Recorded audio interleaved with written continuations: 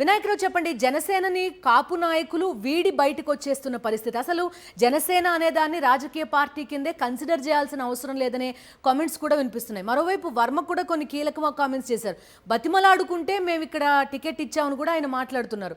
పవన్ కళ్యాణ్కి అసలు minimum respect దొరకట్లేదు.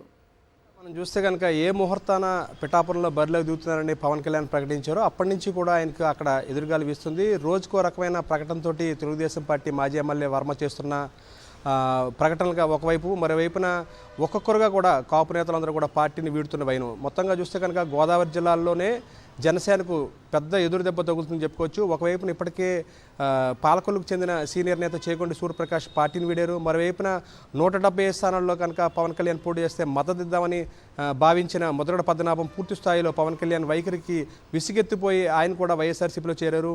మరోవైపున నిన్న మనం చూస్తే కనుక పిఠాపురం తరపు నుంచి 2019లో జనసేన తరపు నుంచి పోటీ చేసిన మాకినీడి శేష్ కుమారి, ఆమె పిఠాపురం ఇన్ఛార్జిగా కూడా పనిచేశారు దాదాపుగా సుదీర్ఘకాలం.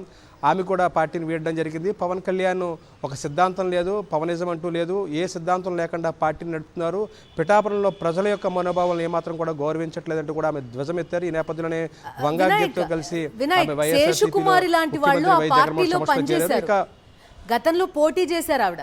అటువంటి వ్యక్తి పార్టీ నుంచి బయటకు వచ్చేస్తూ ఈ కామెంట్స్ చేయడం, ఆవిడ కామెంట్స్ ఏదో పార్టీ నుంచి బయటకు వచ్చేస్తున్నాం కాబట్టి చేస్తున్న కామెంట్స్లో లేవు, అవి నిజమైన చాలా మందికి తెలుసు.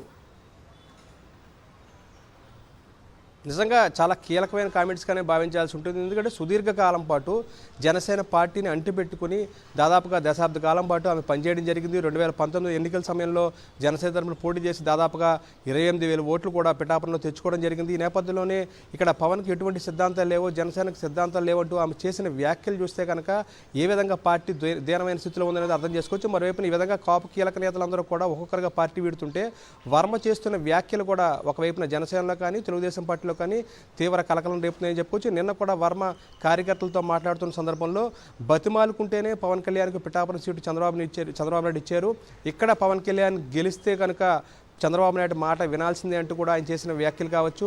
మరోవైపున ఇక్కడ పవన్ కళ్యాణ్ ఒక కీలకమైన వ్యాఖ్యలు 2 రోజుల క్రితం చేయడం జరిగింది.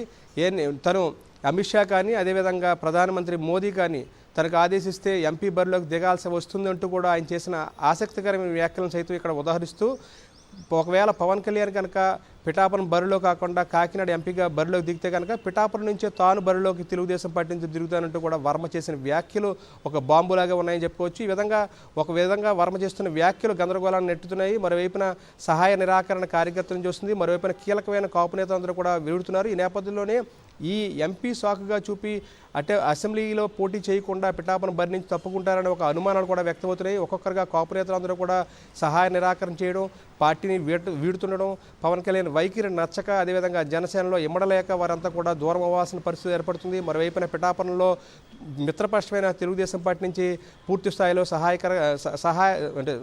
స్థాయిలో ఎక్కడా కూడా పొత్తు ధర్మం కనిపించట్లేదు. ఈ నేపథ్యంలోనే వర్మ చేస్తున్న వ్యాఖ్యలు కావచ్చు, కార్యకర్తలు ఏమాత్రం కూడా ఒకరికొకరికి పొసగట్లేదు. ఈ నేపథ్యంలోనే పవన్ కళ్యాణ్కి ఎదురుగాలు వీస్తుందని చెప్పుకోవచ్చు. ఈ నేపథ్యంలో పవన్ కళ్యాణ్ పోటీ మీద కూడా కొన్ని అనేక అనుమానాలు వ్యక్తమవుతున్న నేపథ్యంలోనే ప్రస్తుతం పిఠాపురం నుంచి పవన్ కళ్యాణ్ పోటీ చేస్తారా లేదంటే కనుక కాకినాడ ఎంపీకి మారిపోతారా అనేది కూడా వ్యక్తమవుతుంది. ఎందుకంటే ఇక్కడ పిఠాపురంలో పోటీ చేసినప్పటికీ కూడా ఎక్కడా కూడా మిత్రపక్షం నుంచి సహకారం లభించట్లేదు. మరోవైపున బీజేపీ కూడా ఇప్పటివరకు కూడా పిఠాపురంలో ఎక్కడా కూడా బరిలోకి దిగి మద్దతు ప్రకటించిన నేపథ్యం లేదు. ఈ నేపథ్యంలోనే ఓడిపోతామనే భయం పవన్ కళ్యాణ్ వెన్నాడుతున్నట్టుగా కనిపిస్తుంది. ఈ నేపథ్యంలోనే ఎంపీ సాకుగా చూపి అతను పిఠాపురం బరి నుంచి తప్పుకుంటారనే ఒక అనుమానాలు అయితే వ్యక్తమవుతున్నాయని చెప్పుకోవచ్చు.